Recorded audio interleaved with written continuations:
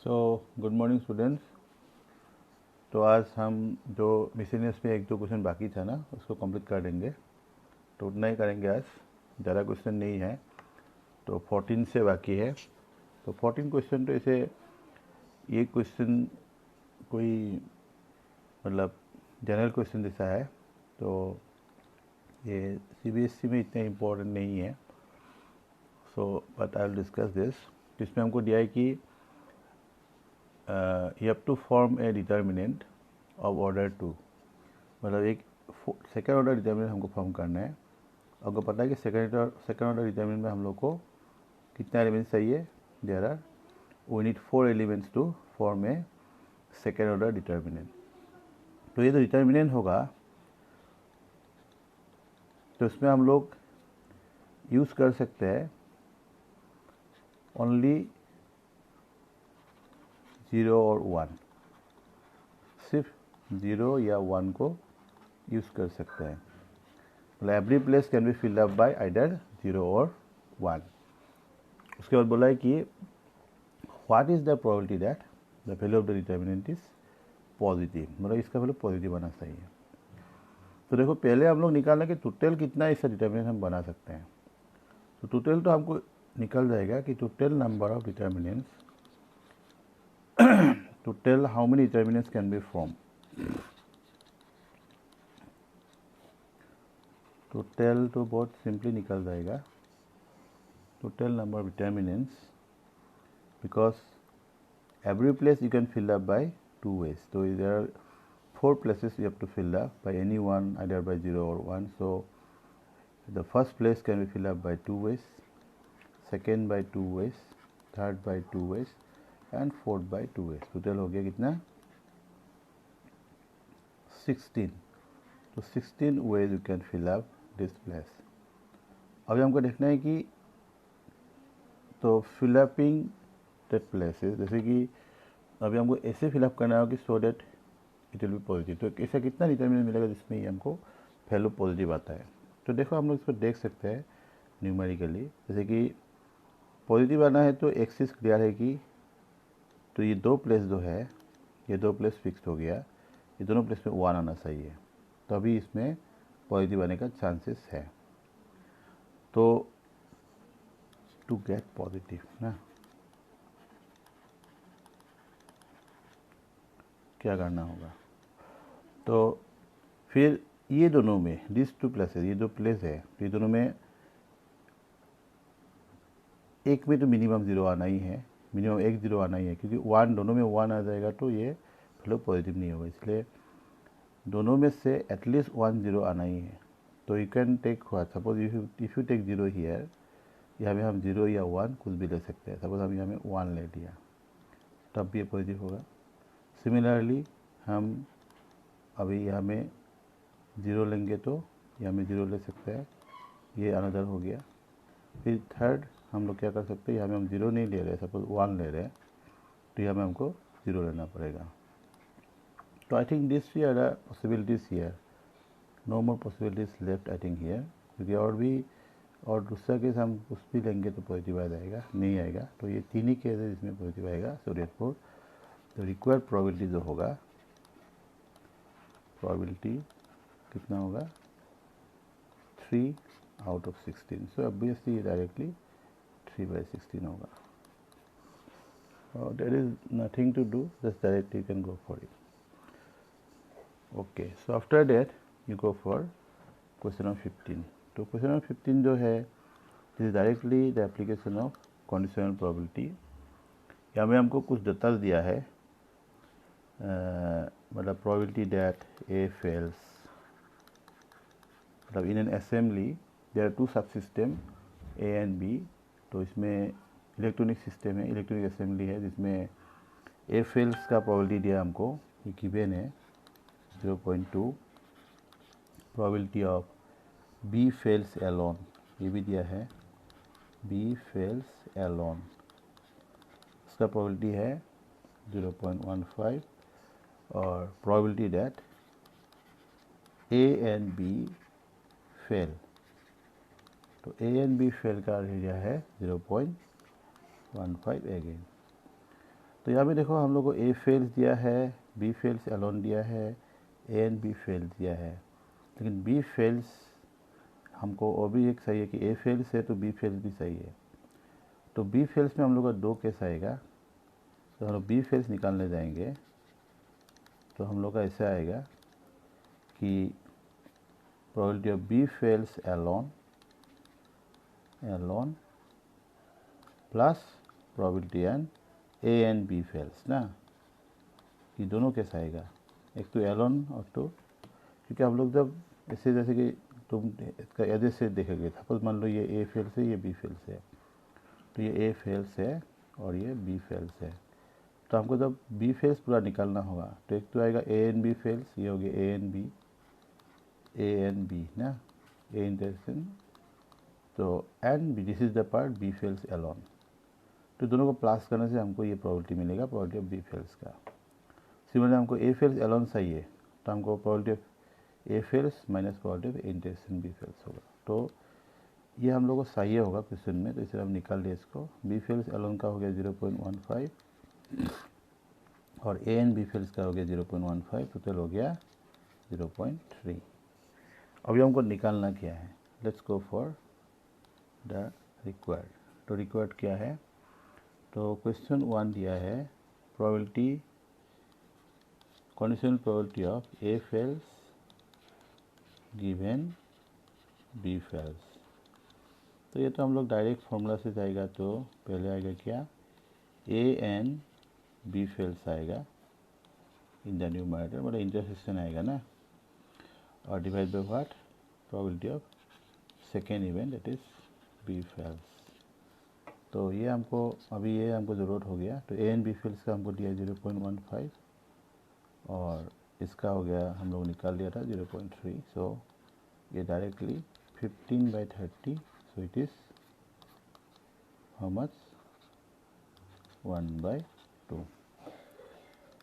The next question is given probability of A fails alone. तो A fails alone में जैसे हम बोला था कि जैसे कि मान लो ये A fails है और ये B fails है ना, तो A fails alone सही है तो हमको ये पार्ट सही है, this is the part A fails alone। मतलब हमको क्या करना होगा, ये A fails पूरा हो गया, देन माइनस दिस, तो इसको हम लोग माइनस करना होगा, that is A intersection B को, तो इसका मतलब probability of A fails minus probability of, sorry minus यहाँ में देते हैं,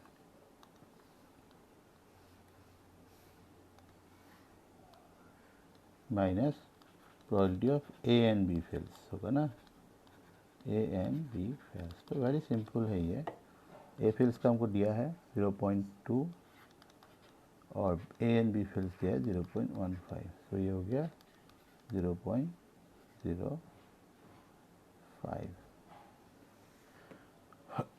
तो ये है प्रोबेबिलिटी ऑफ, दो क्वेश्चन ही था। सो आफ्टर दैट, तो let's go for the next one is question number 16।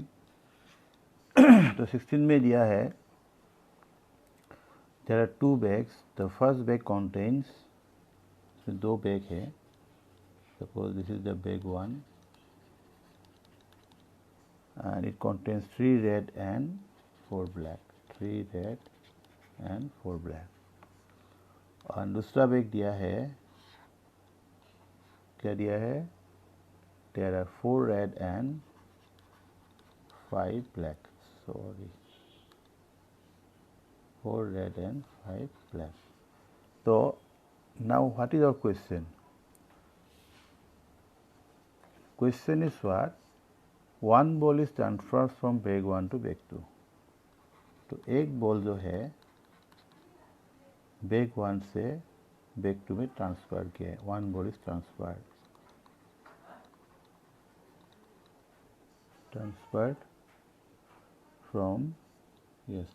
from bag 1, sorry, one ball is transferred here। after that क्या किया है, a ball is thrown from bag 2, उसके बाद transfer करने के बाद यहाँ से एक बॉल ड्रॉ किया है, तो one ball is drawn, one ball is drawn from the bag 2। तो इसमें दिया है कि the ball so drawn is found to be red in colour, तो ये गिवन है। तो ये बॉल तो निकाल, इसको कलर हमको रेड मिला है, ठीक है। तो what is the probability that the ball is black, transferred ball is black. तो ट्रांसफर्ड बॉल का ऊपर हम लोग को इवेंट लेना होगा पार्टीशन का। सो लेट U1, दो ही ऑप्शन आएगा, one is the transferred ball is black, हम लोग जो दिया है उसको फर्स्ट इवेंट ही ले लेते हैं। देन E2 ऑब्वियसली पता होगा क्या होगा, the transferred ball is red, क्योंकि दो ही टाइप का बॉल है, रेड या ब्लैक। तो हो गया दो इवेंट। देन ए होगा जो हमको गिवन है, तो ball drawn from bag two is what, red.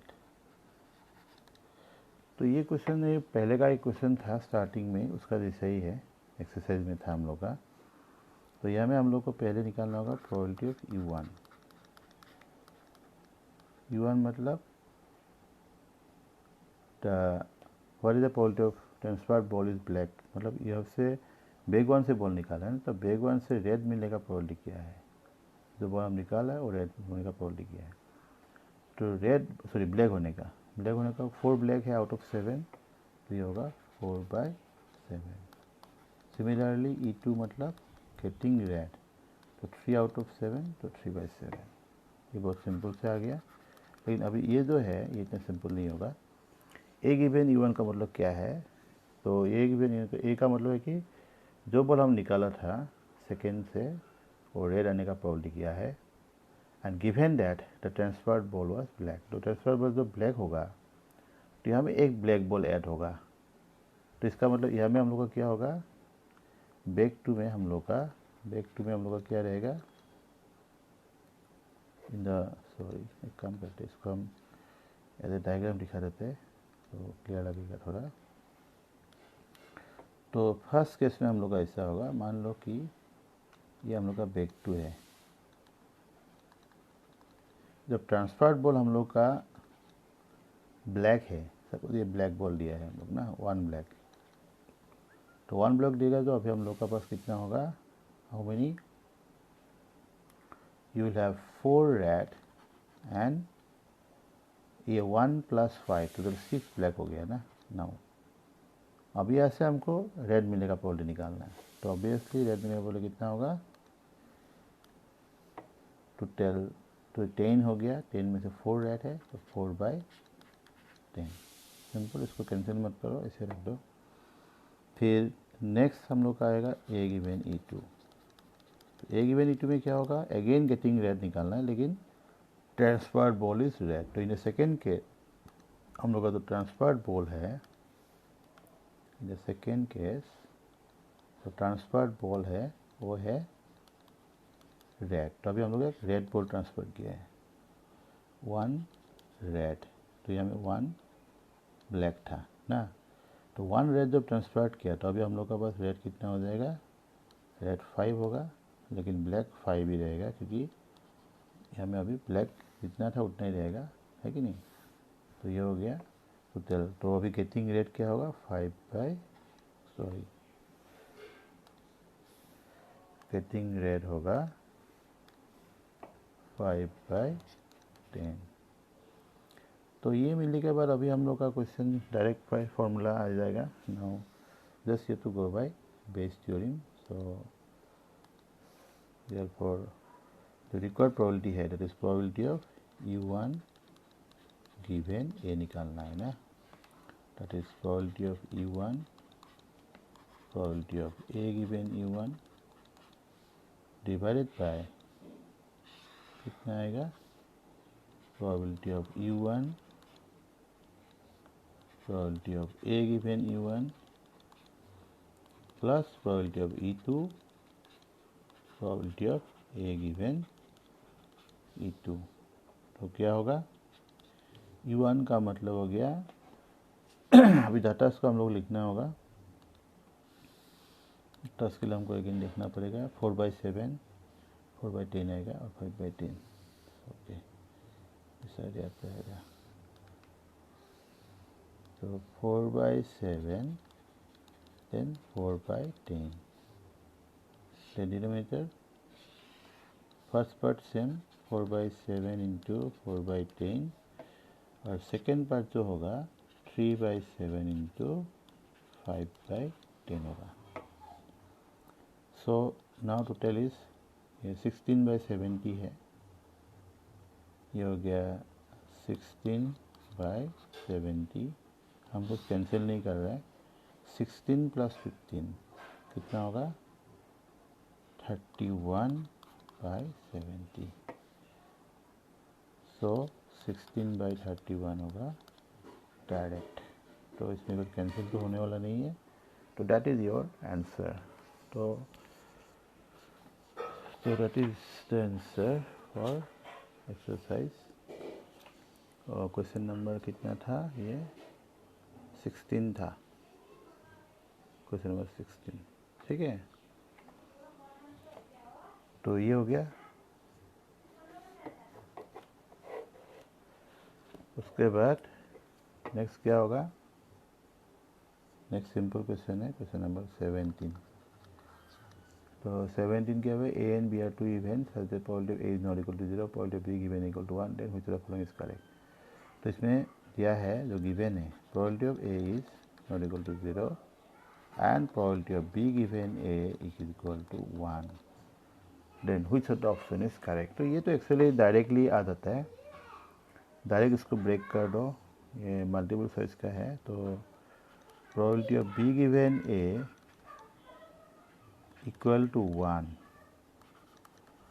you just calculate this part। तो ये होगा probability of B intersection A divided by probability of A equal to 1। इसका मतलब probability of A is nothing but probability of A intersection B.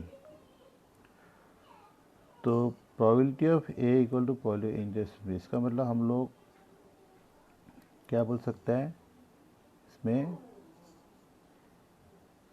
Obviously क्या होगा, ए मतलब intersection B का equal हो गया ना।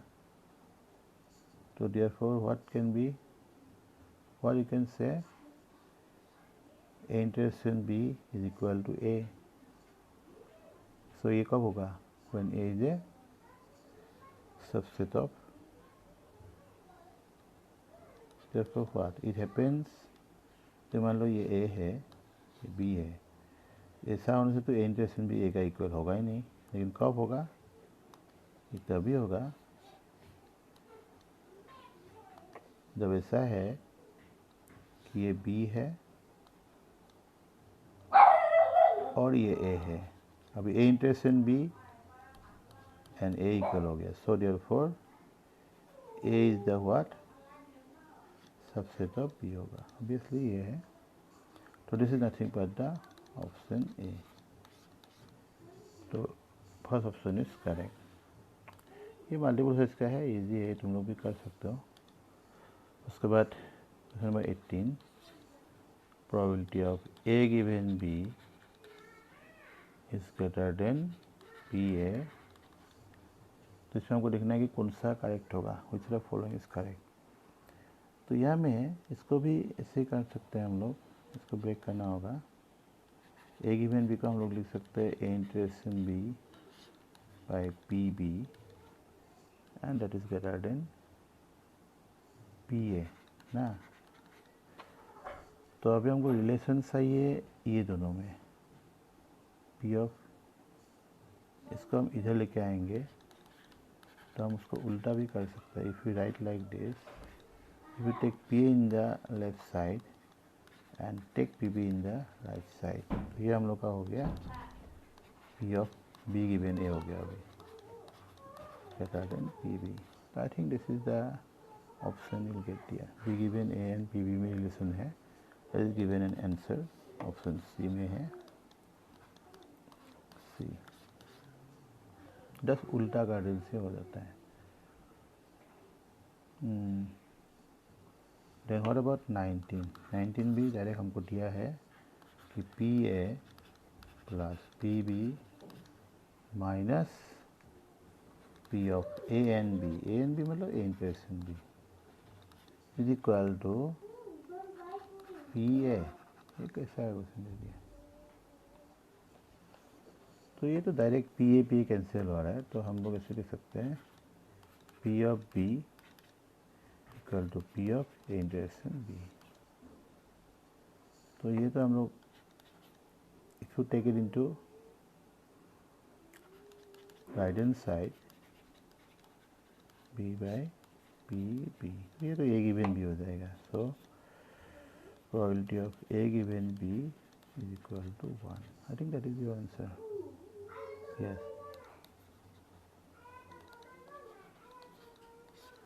Answer B. So that's all your miscellaneous exercise. तो miscellaneous भी हो गया, लेकिन एक क्वेश्चन में, क्वेश्चन 3 में इसमें कुछ मिसिंग था, एक वो लेटर मिसिंग था, तो इसलिए हम उसको कर नहीं पा रहे, तो हम बाद में उसको दिखा देंगे, ठीक है। क्वेश्चन 3 का नहीं तो तुम लोग ट्राई करो, ये एक्चुअली कुछ नहीं है, बेस थ्योरम का क्वेश्चन है, यू कैन ट्राई। मेरा फर्स्ट पार्ट जो है वो मिसिंग है, तो क्वेश्चन मिलने से हम उसको करा सकते हैं अभी भी, तो हो सकने से तुम लोग क्वेश्चन को दे देना, और नहीं तो हम बाद में करा देंगे, या यू कैन ट्राई इट ना। ओके, सो आज के लिए इतना ही। सो नेक्स्ट चैप्टर देखते हैं, 2 ही चैप्टर मेरे लिए बाकी है अभी, लीनियर प्रोग्रामिंग एंड ये बड़ा चैप्टर है एप्लीकेशन ऑफ डेरिवेटिव्स। तो हम सोच रहे हैं कि छोटा चैप्टर को पहले ख़त्म कर देते हैं। तो I hope I will try LPP in next class. Okay, so